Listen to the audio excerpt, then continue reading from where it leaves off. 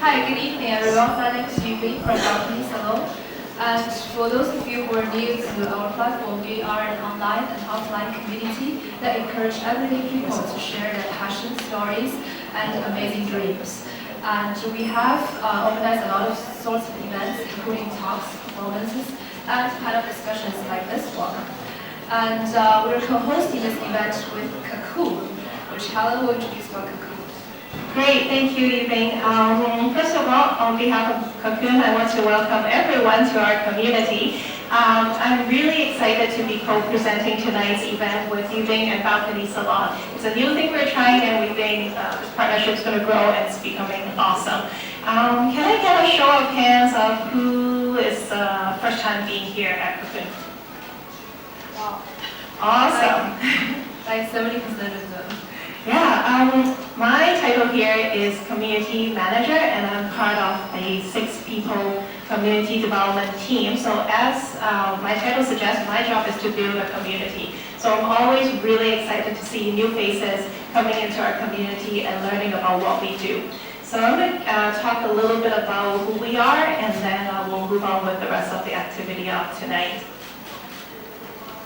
So CoCoon is a co-working space. We have 14,000 square feet of space here, but the space is just the hardware part. The more important and more valuable part about us is our community. We have over 180 members in various industries, and we welcome startups, people wanting to do startups, freelancers, as well as students to join.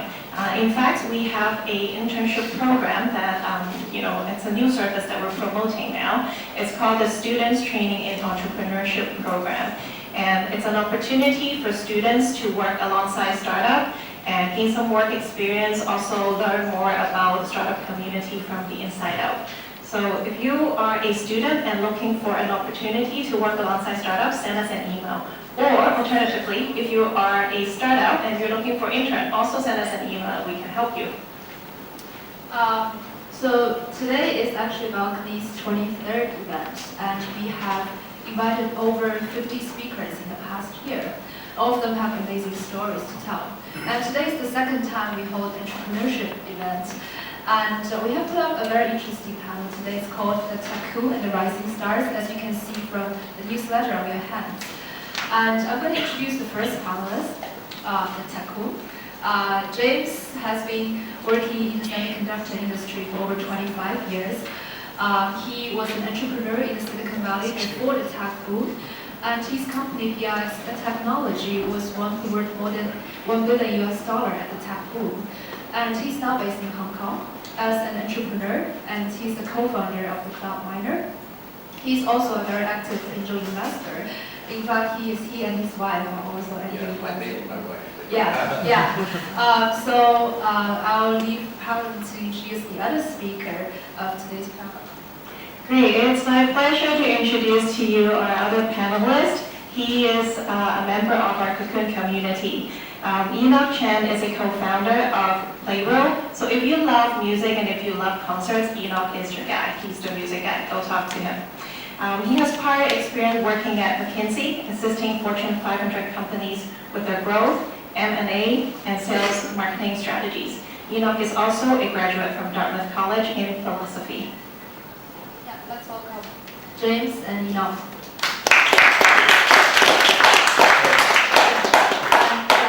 And Theodore, the co-founder of CoCoon, is going to be our moderator today for the panel.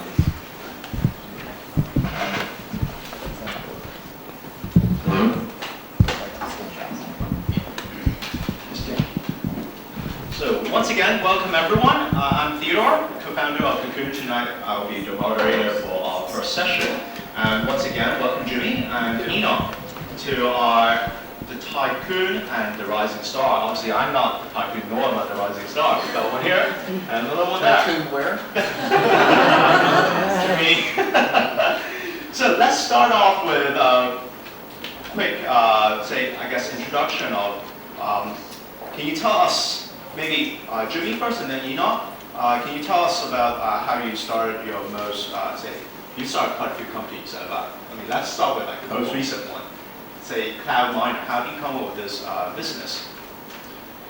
Well, I retired from the semiconductor industry because, the semiconductor industry started to consolidate, so I've been there, done that. So we moved to Hong Kong 7 years ago, and I actually, for fun, went back to graduate school at the University of Hong Kong, and I studied applied geosciences, which was a hobby and interest. So I met my co-founder, Dan, who's over there, and through him, a third co-founder. And so at the end of our, we became good friends. At the end of the program, we started working on a project together which merged semiconductors and mining, which was photovoltaics, polysilicon. So I knew about polysilicon. That's easily migrated into mining, and just became fascinated with it. And also, coming from Silicon Valley, I realized that in the mining resource business, there's a huge opportunity for new IT technology. And to be honest with you, I was shocked at how little IT technology was in the mining and resource business. Most of the technology goes to equipment, and you have miners, they want to dig holes, make money. So quickly realized that we could make a disruption in the marketplace. I think that's one of the most important pieces of advice that I can give to entrepreneurs here. You've got to go out and look at something different and disrupt an industry, something completely new. So in this industry, there's a lot of enterprise-based software systems that would surge, and we came in with cloud SaaS, with big data techniques, data scraping, and so we're on our way. Wow, this is very interesting, because when I first saw the name cloud miner, I was like, are you doing cloud computing or data mining? But it turns out it's definitely a very innovative way of finding out all these exploratory mines, because you don't want to invest billions of dollars into something that does not give you any output. This is very interesting. Exactly. I mean, and because of the mining boom, there's a lot of financial irregularity, and you had a bunch of yahoos. Particularly if you have Canadians and Australians and South Africans, and if the price of the commodity keeps going up, but now it's becoming more sophisticated, and there's a huge financial activity going on. So what we want to do is standardize the business, disrupt all of these old-fashioned enterprise systems, bring the cloud SaaS technology. So I think there are opportunities in a broad range, and it's a big vertical market. Yes. But I think to entrepreneurs out there, I think one of the new areas is financial technology, and there's a lot of interesting things. Very, very interesting. Speaking of disrupting some kind of incumbent major industry, Enoch, I believe you're also working on something similar. Can you tell us a bit more about? We have the vision. We are still working on it. That's why I'm here. I think the initial question was how I got to do a startup. Yes. So I know my co-founder, who somehow is not here today. He's running some errands. We knew each other since secondary school in Queen's College, just over the corner. And we have known each other for 10 years. And then after graduating Dartmouth together, I worked at McKinsey, my partner worked at Goldman Sachs, and then we just always had that entrepreneurial passion in us. So we actually sat together, on every weekend and talk about what are the ideas that would, interest us to do a startup on. And then we ran through hundreds of ideas and decided to launch the first version of Payroll, which is no longer existing, by the way. I mean, we thought that at that time we thought that we are in banking, we're in consulting, we almost have no time to find out what to do over the weekend, right? So maybe there is an opportunity there to tell people, what is going on, the coolest thing happening in Hong Kong, and then for people to invite their friends to go together. But then I guess, like all startups, once you launch the product, you go through a cycle of going from excitement to disappointment. You realize the product is not where you want it to be. And then at that point we kept thinking, and then we start realizing the real problem for a lot of people in Hong Kong, the real pain point is they just cannot get concert tickets. They do not know that the concert was going on sale, and then when they try to get the tickets, the show is already sold out. The problem goes to the very root of how concerts are being organized, and we are on the way to disrupt that right now. I mean, we're very lucky to have two angel investors who are insiders in the industry, and I mean, hopefully, I mean, with some more hardware, we can disrupt the industry. So this means that if I need concert tickets, I know who to look for. We all look for Enoch. So somehow you're going to guarantee us some concert Is tickets. this like the StubHub in the United States and Not really. I mean, Okay. the StubHub model would not work in Hong Kong or in Asia for a lot of reasons, but the biggest reason is we just don't have the kind of sports events. You know, for sports season, you get like seasonal tickets, right? And then you just StubHub is start expanding to everything now. they're starting to, but they got a really good starting point for sports tickets. Yes. But in Asia, you don't get that. You don't have any good sports teams in Hong Kong. You need to adapt to like the local market needs. And along these lines, you know, tonight's topic we're talking about entrepreneurs' journey and how it's not always a smooth ride. Can two of you share with us like some of the challenges that you met in starting your businesses? Something you think the audience will be surprised with? Well, I think the most important aspect of being an entrepreneur is to be extremely tactical. So I think you have to be able to, the hardest thing is running your clinging so tightly. I mean, and Enoch said, hey, you tried something and you changed something. I know that was the most difficult thing for me because we had, it's a long story about our market, semiconductors, but we attacked one market and we realized it wasn't right, so we had to go into another market, which ended up being PCI. I don't know if any of you know about, you're solving chip I/O problems in datacom and personal computers, but I mean, computing equipment. So the hardest thing, we had a couple customers who were trying so hard to please, and early on, and after a while you realized it's okay to say no or let go.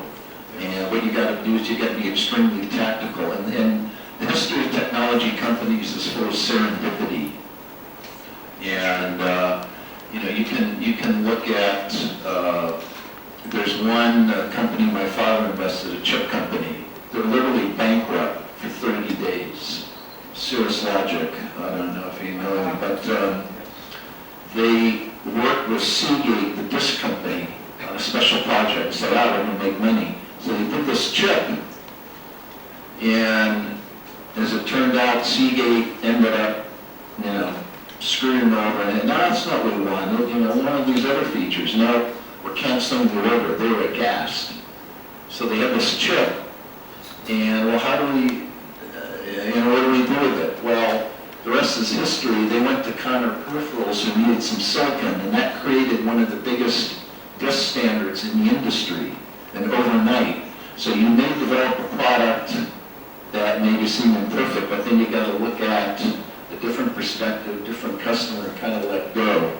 And it's like you're traveling down the Amazon, and the current's pulling you, but you got to be wary of which tributary to go down. So I think that's very important. That's definitely, I think, what you mentioned about you developed something for one business, and it turned out they didn't want your chip. You've invested millions of dollars.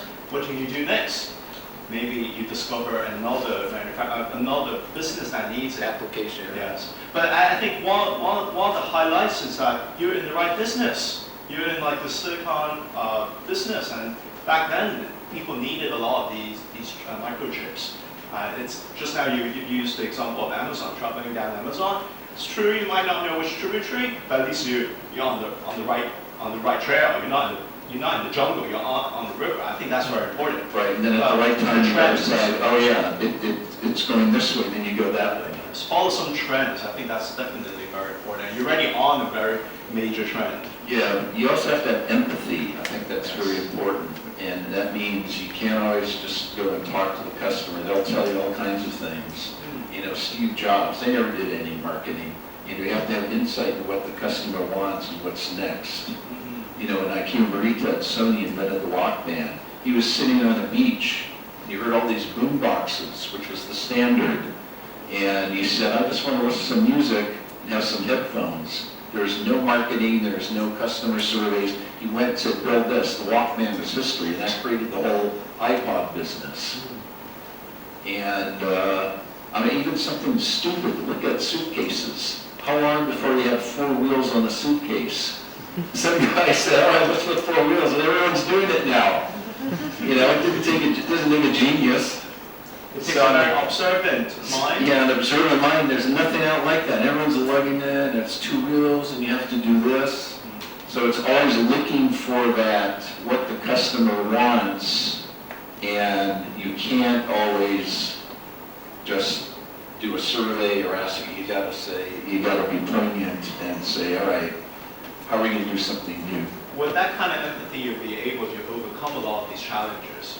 And along these lines, back to, about the challenges. So Enoch, can you share with us some of your challenges, things that you think audience may not would be quite surprised with it? I really echo with what James was saying, because until you launch your product, you don't realize how bad your original idea was. I mean, you think that, well, I mean, I haven't finished my challenges story right there. So, you know, the first version of Payroll didn't work out the way we wanted it to be. Actually, the second version didn't end up the way we wanted it to be. You know, we met our investors who are insiders in the industry who told us, well, the industry is crying for like a new ticketing, mobile ticketing solution that you know, can capture data, you know, can use data analytics. That's still true, but then actually pitching the concert organizers to actually use our service is a different story. You realize that that's just not what they care about at the moment, right? So then we have to scale down and look at what the consumers want. And you see the consumers, they want to pay for the good tickets, but they just simply don't have any means to get it. I mean, they're ready to pay. I mean, it's absurd, right? In any industry, any market, any products, if you have the money, you probably can buy it, but not in concert, right? You just don't know how to get hold of the front row seats. So I totally echo with James. You just have to start doing it and be really observant of what people want. We didn't know that how the front row seats are so sought after until we got on, you know, customer service calls and complaints from customers that our tickets were not good enough. I mean, those really helped us. Yes. Yeah. A lot. Sorry.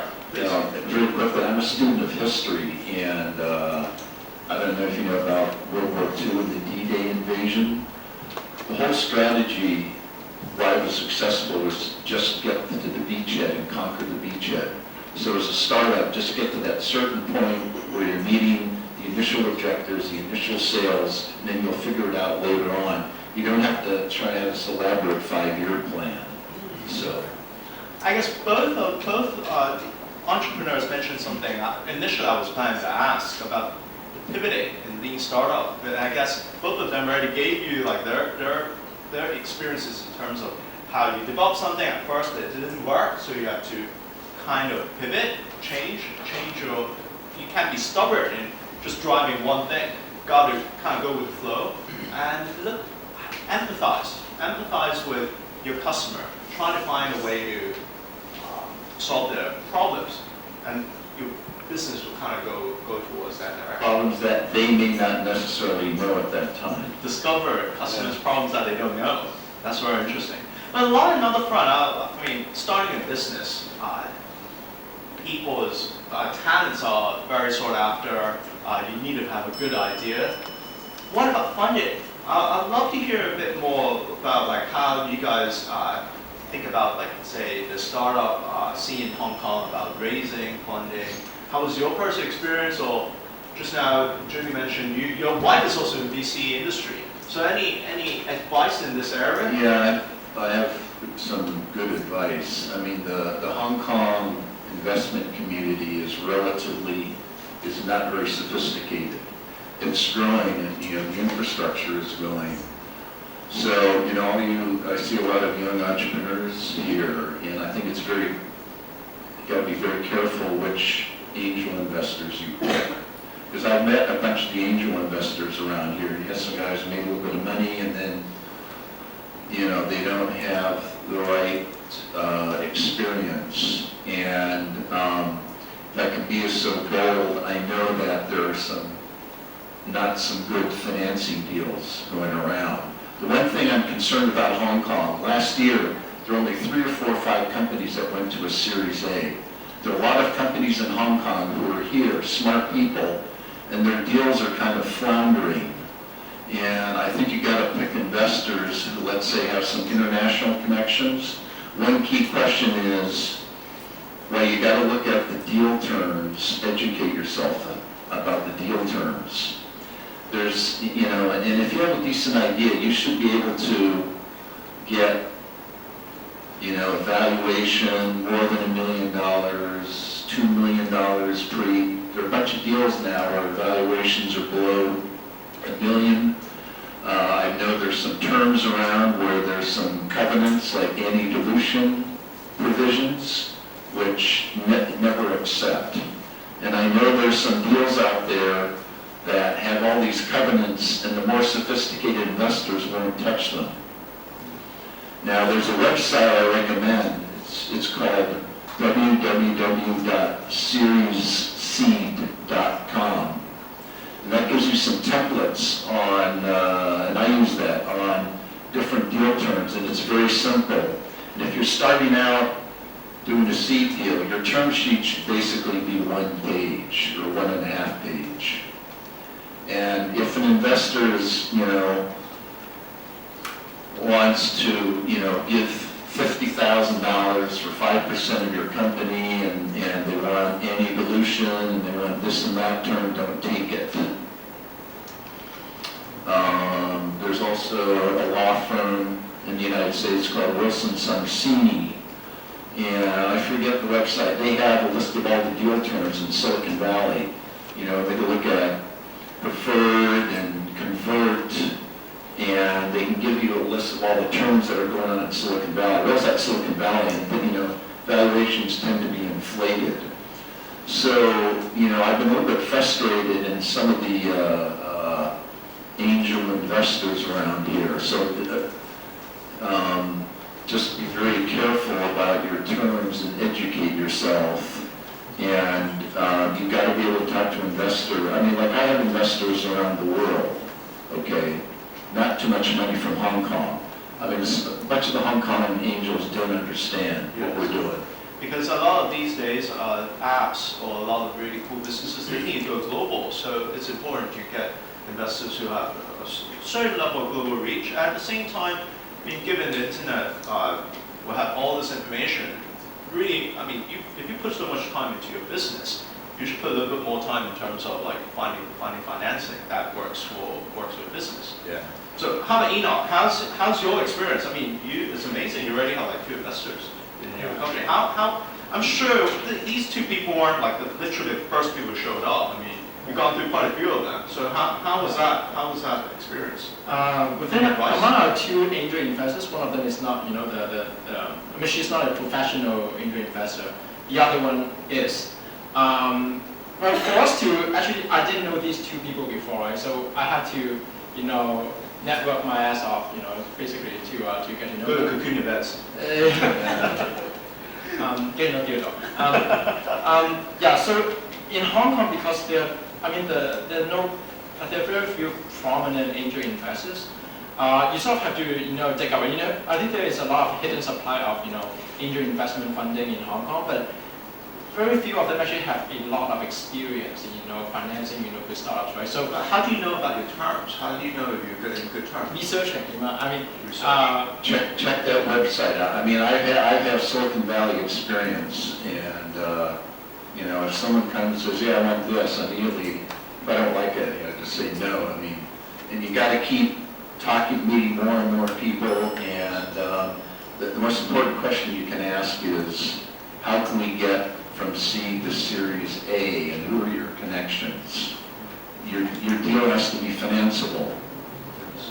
I think we also invested, I mean, it was a small round of angel round of funding, but we actually hired a international law firm to look at all the details. And we drafted the documents ourselves. Yes. You know, the stock purchase agreement, the share, what's it called? The shareholders agreement, something like that. We actually drafted it before we presented to the investors. So we have the first look and make sure there's no, you know, secret, you know, like quite some deals in there. So I think that's very important. I mean, it's not nevertheless as a company. I mean, these documents are legally binding. I think after you go to a store, you start doing all this, you can become a paralegal to pick up another job. Go to www.series.c. All the templates are there. You don't have to pay a lawyer. There's a few blanks. I mean, you can consult a lawyer for a half hour. So, for instance, I gave my attorney a few shares. I haven't paid a legal bill yet. I mean, there are ways of gaming the system. But anyway, yes, we're all going to take a look at CRC.com. I wrote it down. Seriously, it's important. I mean, you kind of do this research. Anyways, I think I was given the time. We need to wrap up a bit, but before we wrap up, I'd love to see if there are any questions from the floor. Oh. Yeah, Jimmy, you're a founder of www.series.c. Are you sorry about that? I mean, there are just a few good resources because I've seen some deals in Hong Kong that aren't good financing deals, and they're never get financed. So that's why I bring it up. The other piece of advice: there's a great book called Lean Analytics, one of the best books on e-commerce. I highly recommend that. I read a ton of books. It's by Kroll and Yaskovitz. It's Lean Analytics. And it gives you all that's the best. For you guys, I think that's the best book. So I get no royalties from that book. Declared. Any other questions? The one in the far back? Do you have one second. Do you have a microphone? Sorry. Let them. This is hard to hear. Take mine. Oh, okay. Sorry about this. Yes. Your name?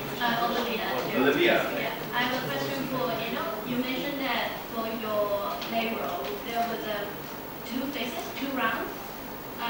The first trial is you failed for the app, right? And then you started another one. Yes. I'm quite interested in other investors, the same for the 2 trials you tried, and also for the first time you failed. What's the investor's reaction? And how did you get funding for the second one? Good question. We only have 1 round of funding, and that was after the first version has failed and before the second version was launched. So we basically got the investors to fund us before we had any prototype or anything. They basically invested in us because they like that we came from good schools and good companies, and we look like we're willing to work hard because we've been quitting our jobs and things like that, right? So putting ourselves in the line. And I think for a lot of angel investors, the good sophisticated ones, they care not so much about the idea, but more about the people they're investing in. So you need to show that you are going to, you're willing to take like $5,000 for your monthly income for 12 months or as long as you need, just to get the startup going, right? Just make anything happen. If you can convey that conviction, I think that people can see it, and then they will be able to help you. This is very good advice. You convey that conviction, also that commitment. Wow. Another question in the front. I'll give you my mic. Something that at least at my university, they talk a lot about, startups aren't just, this brand new ground-shaking idea, it's also improving what's out there. So say I made something that's like, I can do what Cloud9 does, I can do it better, I can do it faster. What do you say about kind of like that angle in the startup industry? I'm also not going to make a better product. Well, I think that, my experience in technology, ultimately, they're usually, as an industry, as an area matures, there's usually room for 2. But I think you really got to differentiate yourself, because obviously what we're doing, we're going to expect some competition, so we're going to start to drive the price down, and we're going to keep advancing. So for us, it's all about execution. So if you can improve something, so for instance, Cloud Miner, we're going here, But, if you can sort of do and go here, maybe there's something there. But I think, you really need to differentiate yourself, because when you go talk to investors, that's another thing. Your first pitch, 10 slides. You got to do it in 7 minutes or less, and you got to be able to say what's differentiation. The people, it's boom, boom, boom. If you have more than 12 slides, you're wasting your time. So anyway, I think that tends to be riskier, to be harder to get investors doing that.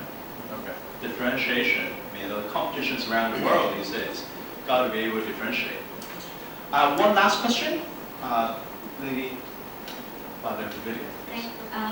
My question is, I'm not sure whether you know about the investor community in China, but I was thinking if you know about it, how would you compare the investor community and environment in China and in Hong Kong in the number of angel investors, VCs that would look at a startup? Yeah, that's a good question. I'm glad you brought it up, because I wanted to talk about this. China now is overcapitalized, okay? And China's becoming, now for some of you who have China connections, and if your brother-in-law works for the government, and if you know some people, China can be a good place. But I think, particularly someone like me being a Westerner, China is becoming more difficult. And particularly a lot of you guys doing the internet in China, the big three dominate: Tencent, Baidu, and Alibaba. Now the difference in the United States is the big three, they just hire more and more people, and they just overcome all the entrepreneurs. Where Google and Facebook, they actually acquire startups like yourself. So the environment's completely different. And I think it's the venture community, the entrepreneur community is growing pan-Asia. I think the key area, do Hong Kong well, then do Singapore. I think Indonesia, Jakarta is going to be the next big boom. Southeast Asia, Indonesia, Australia, Singapore, Hong Kong. Focus on some of those areas. I think sometimes, it's very competitive. In China, more and more money's coming here. It's getting more sophisticated. So, if you don't know what you're doing in China, you're going to get burned. And so it's, I think the interesting areas are, in Pan-Asia now. Does that make sense? Yeah, or as an additional question, like for a startup, which we start in Hong Kong, but we target a market in Greater China, especially because China is a big market. Right. Should we target to pitch the investors in Hong Kong, or we should actually go to China for financing? That's a good question. I don't have a lot of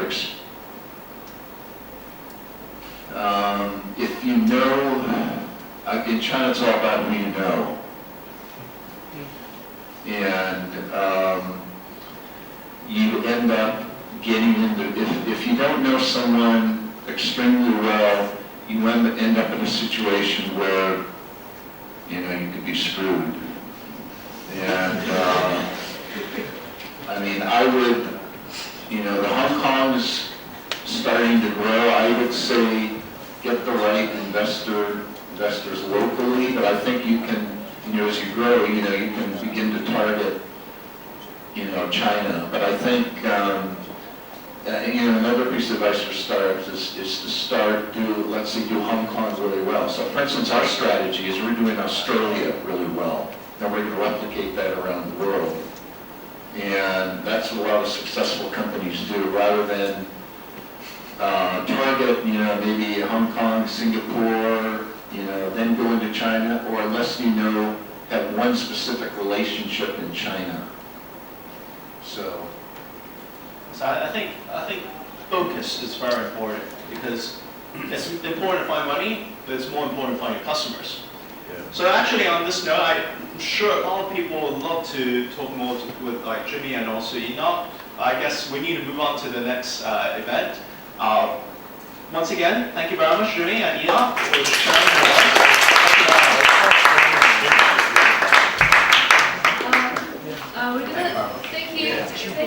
Thank you, Peter and Enoch, for the wonderful presentation. We're going to move on to the MIT stage. You guys please stay. We still have 3 more presenters for today, very short presentations. What we're going to present today are 3 interns working in tech startups. And they belong to very special programs. So the first 2 interns I'm going to present belongs to the program called Sage Core. It's a program from the United States that brings students from top US colleges to tech startups around the world. They have chapters in Hong Kong, in Buenos Aires, and in Israel. And Rob is doing a 3+2 program in Dhaka, and middle delivery, and Yiping is has graduated from the final year from University of Pennsylvania. And they work in a company called Makeable, which is presenting manufacturing innovations. I'll let them introduce more about what they're doing and their stories. Okay? All right, well, thank you for the introduction. As you mentioned, my name is Rob. So my journey to Hong Kong and to Sage Core begins back in January. I was in my first year of engineering studies at Dartmouth College, and I was looking for summer opportunities. Now, after researching with career services and talking to my peers, it seemed like the majority of the programs were either in New York City at more corporate environments or in San Francisco, more established experiences, and I wasn't sure if I was tailored for either of them. In some way, I managed to bump into a student who did the Sage Core program last year, and he told me about it. And I quickly realized that if I were to be doing the program, I would not only be in a foreign country, but also in a growing sector, which is the startup community here, but also working for Makeable, which is in manufacturing innovation. With this combination, I knew it would be extremely challenging, but I also knew that this would be a very unique opportunity, something that I probably wouldn't have access to in the foreseeable future. So after really considering this, I decided to take a leap of faith and come out to Hong Kong. And so that's my journey here, and here's Yiping. Hi guys, I'm Yu King. I just graduated from Penn in May.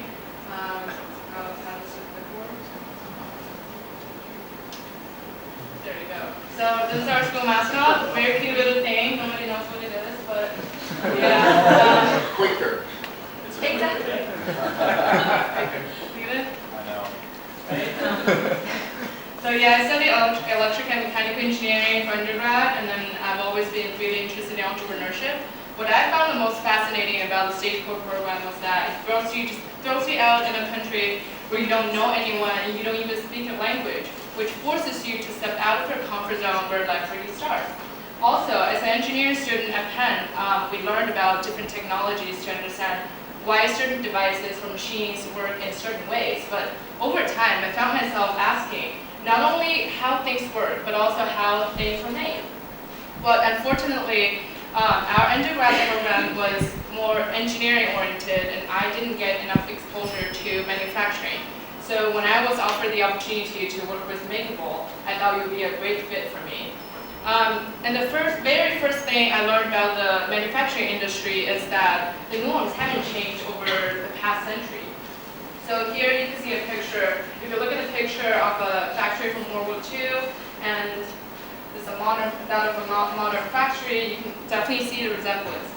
And as a matter of fact, many manufacturing techniques have existed for a long time and haven't been upgraded. For example, casting is a 6,000-year-old process, which involves pouring liquid into a pre-made mold and waiting for it to solidify to make a solid object. It was done in the same way 6,000 years ago, and today it's still pretty much the same process. So, similar techniques include injection molding, blow molding, metal forming, etc. There are so many. They haven't been upgraded for a long time. So that kind of gives you an essence of large-scale mass production. And on the other side of things, you have prototyping. And I'm sure you've all heard or read an article in the last little while about 3D printing. And this is actually a 3D printer that has been developed at Makeable. But from a production standpoint, 3D printing really is limited at this point in time. Right now, it's just simply too slow. If you wanted to print off something, say like a cup, it could take anywhere from 1 hour to 1 day. And from a production standpoint, that's just simply too long. And to kind of illustrate this point, Yu Bing actually approached us a few weeks ago, and she said she wanted to make customized name tags for the people involved in the company. So around numbers from like maybe 20 to 40 or something like that. But for every manufacturer that she spoke to, she kept getting a quote that she needed to purchase around 500 units, and that was simply too many. She didn't know what to do. So on the other side of things, she realized that 3D printing was just too slow. She looked at the numbers, she looked at the figures, and all the properties that were out there, and it just didn't make sense. And that's where we come in. That's where we come in. Yeah. I think that picture captured the best of Rob. I really took it. That's not right. Yeah, the same problem exists for a lot of small companies like Yu Bing's company. So over the summer, we've been working with John Buford, great guy sitting right there. Yeah. So yeah, we've been working with John to redesign the manufacturing process and increase the flexibility of existing techniques to make the system more efficient, so that people like Yu Bing can have their name tags done at a reasonable cost. So ultimately, our goal is to identify the middle ground between rapid prototyping and mass production and bridge the gap. So kind of coming full circle to our experience here in Hong Kong, we've definitely had a lot of takeaways. For example, at Dartmouth, there's many courses that are very project-based, and it's similar in a lot of aspects to what we've been doing here, which I'd love to tell you more about, but however, we're in the middle of the stages of development, and we're not at a point to really explain all the details of where we're at. But back to my point on the takeaways, all the coursework is very project-based, but at the end of the day, there's always a curriculum and a criteria that students end up focusing on more than anything else. And here it's much more binary. You either produce something meaningful or you don't. And learning that kind of reality has been pretty valuable moving forward. And another takeaway that I've had is just kind of coming to a foreign country and working in a growing sector has really pushed me out of my norms and in a different environment. And I feel a lot more confident moving forward to many different engineering ventures down the road. In the fall, we're going back to school where I have 2 more years left until I'm finished, and I know that I now have a lot more confidence moving forward in the other projects that I do. Yeah, so in my case, I'm going to Israel for entrepreneurship program. I know, interesting time to go. But before the summer, I was a little worried because, obviously I don't speak Hebrew. But I feel like this internship has been a great opportunity for me to build the independence and confidence I need to be an entrepreneur. Well, right now I'm still a little worried, but obviously for different reasons. Yeah. So another thing I've learned, or like another shift in my perspective, has been what innovation is really about. So I used to think that innovation is just building a new piece of technology that the world has never seen before. But after this internship, I realized more often it's about embracing the old system and improving it. So I feel like Rob and I have slightly different takeaways, but what we have in common is that we both had a great time here. I think it's mainly because like in Hong Kong, it's a very different environment for both of us, both culture-wise and experience-wise. So yeah, it's been a phenomenal 2 months. Met some great people along the way, right? Yes. Yeah, so hopefully we'll come back and then see you all again. So thanks for being here and listening to our presentation. Thank you, Rob, for this wonderful presentation. I know you guys have put a lot of effort into this short 6 minutes. Last but not least, we have one final presenter. Ivan Wong from Hong Kong UST. He's working with the CoCoon STEP program, and now let me introduce him himself.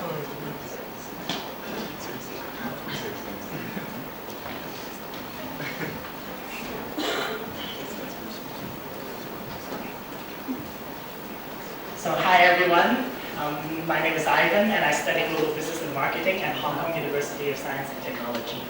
So I'm really pleased to hear so many interesting discussions and sharings people from different experiences and backgrounds.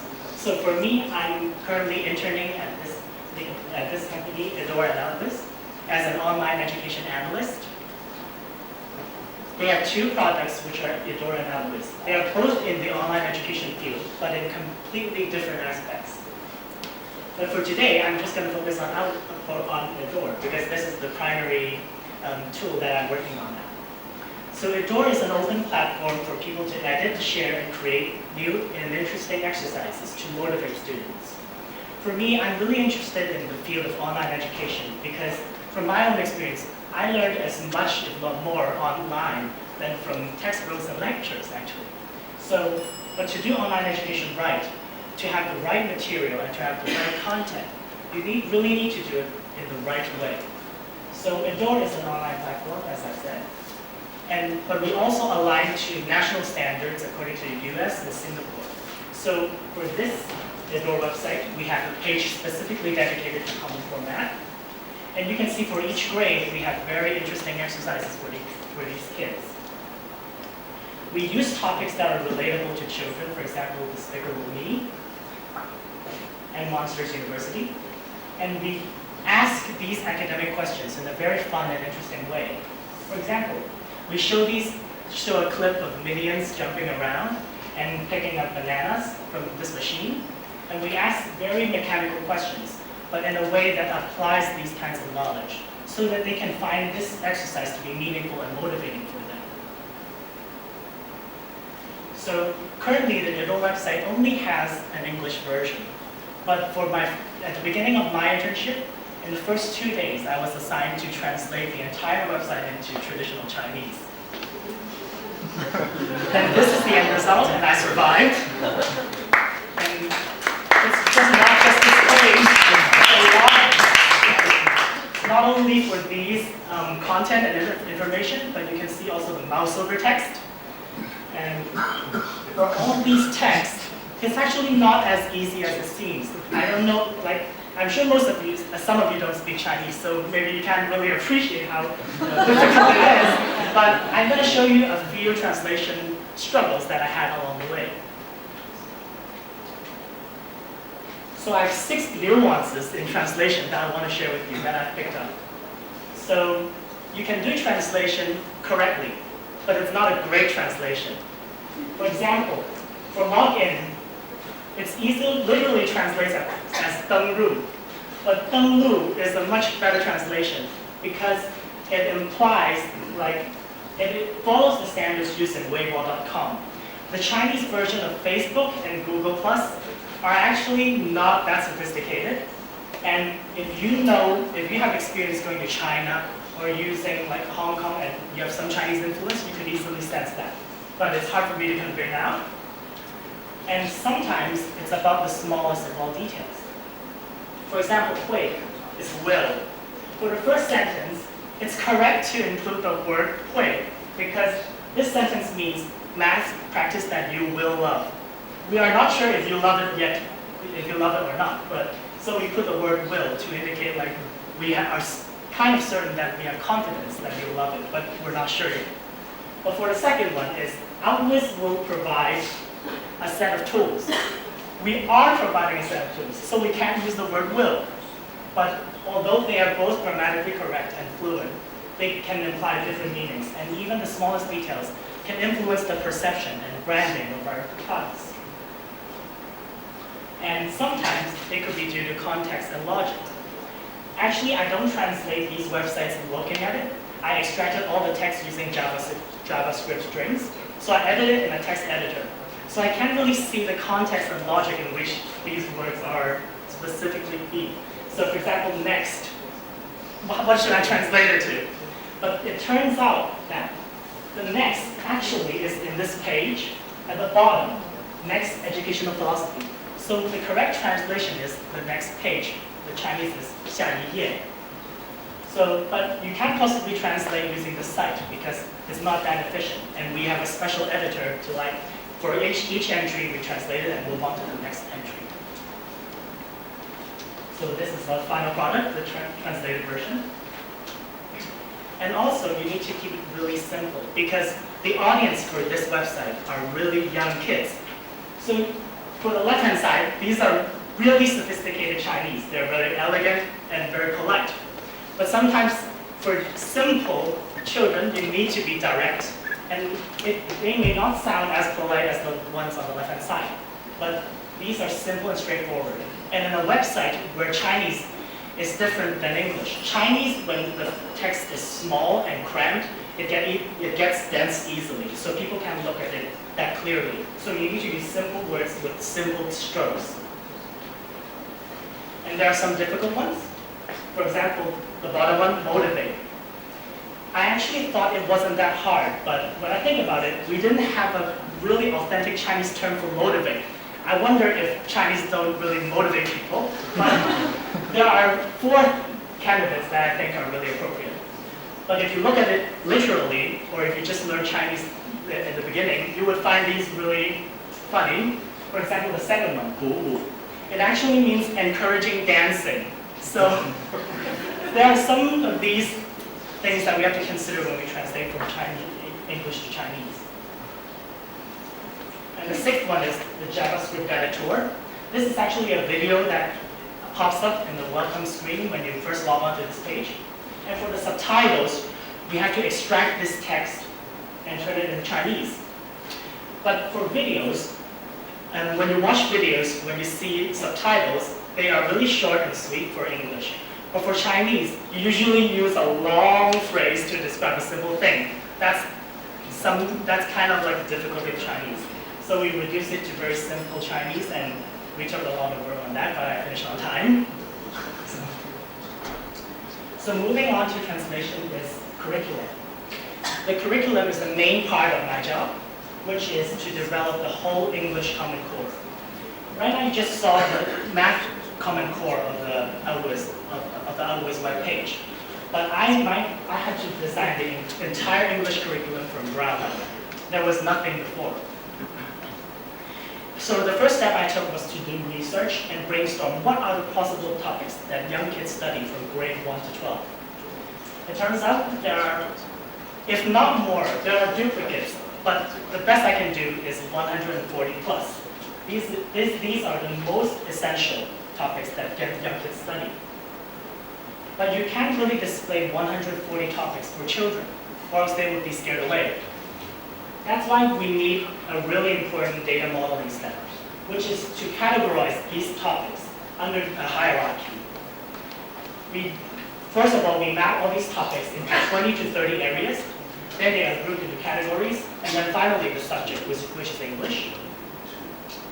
Before we put in a lot of data, because it is a lot of work, for each topic we have so many exercises. So we want to get the right structure before we locking ourselves into a lot of data. So for example, we have a topic, simple past tense, and it belongs to tenses, and it maps up to grammar and English. The database system works in a way that you must point up to the one subsequent layer to ensure the database system is perfectly aligned. And we run automations on all of these English exercises. You may think automation will only work for math exercises like addition and subtraction. But English, we can still automate, but of course for the simple ones. We actually did a vocabulary database that actually maps all the verbs and their irregular verb past tense. And we would show this verb, and the database would actually know which is the past tense of this word. So when you do this exercise, we would randomly select a word, then you would know the answer correctly as marked by the computer. But of course, the entire curriculum is so sophisticated and complex. With increasing difficulty, there would be less automation, definitely. For example, for writing and listening, the exam prep that we also did for IELTS and TOEFL, these are actually required, for example, writing an essay. It's really subjective, and the rubrics are really complicated. So we need a lot of subjective judgment in marking these essays. So there is decreasing automation over difficulty. And another important thing is copyright and licensing. For education business, it is very important to get this right. So all of our content used are from Creative Commons Share Alike a license. But for Adore, it's a special open platform where people write their own exercises. So we will only say DMCA, which means we're not liable for any copyright breachment, but if we notice that, we will take it down. So these are some of the subtle intricacies that we have to pay attention to. So for a traditional education system, we always know that we're always told that in a certain grade, you have to study this and this. But no one's really paid attention to the element of motivation. And I think these two conducts really dealt with this problem. And I think the biggest educational problem nowadays is motivation. So for Adore, as I've just shown you guys, like Adore uses topics that students love, so we reframe education as something that they would enjoy. And we ask them to apply this knowledge in different scenarios, so they can improve mastery. But possibly no single teacher can know all the interests of all students. So this open platform can actually aggregate all of these teachers so that we can continuously refine our database of questions. For Outwist, we cater to 3 types of students that motivate them. First of all, the ones that are really motivated by achievement and growth, we have a self-paced curriculum. And this is the beauty of online education, because you can pick topics that are increasingly difficult, that are beyond your age, so you can challenge yourself. Secondly is through incentives. There's a reward store in Outwist where the parent can purchase gifts for their students if they accomplish certain exercises. And also we have a leaderboard at Hall of Fame. So people who like competition, they can feel motivated through doing this.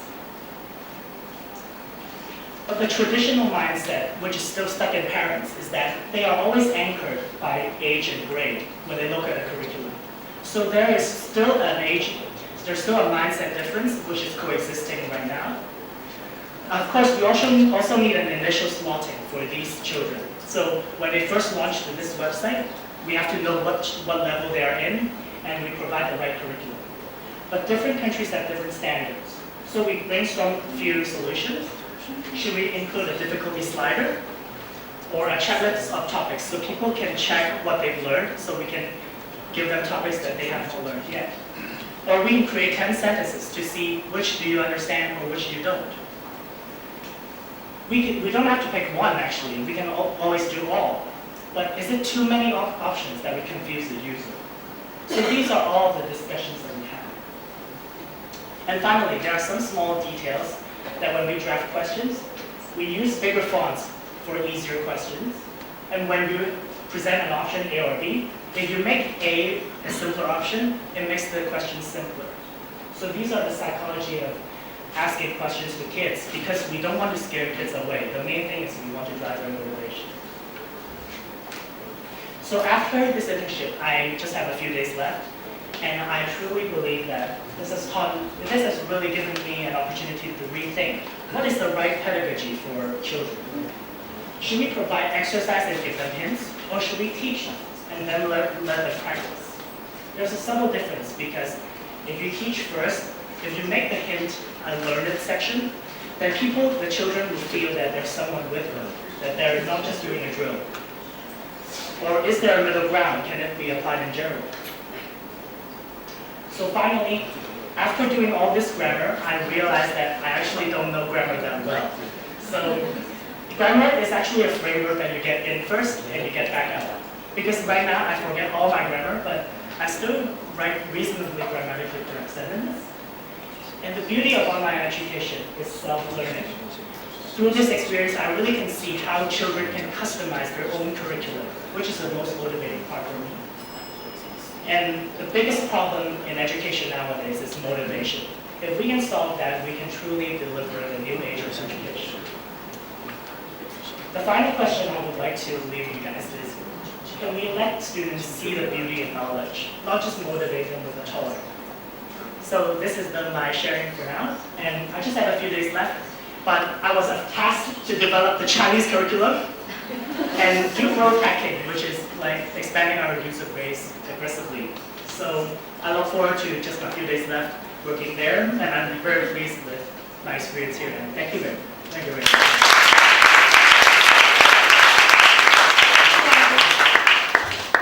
Thank you everyone for being here tonight.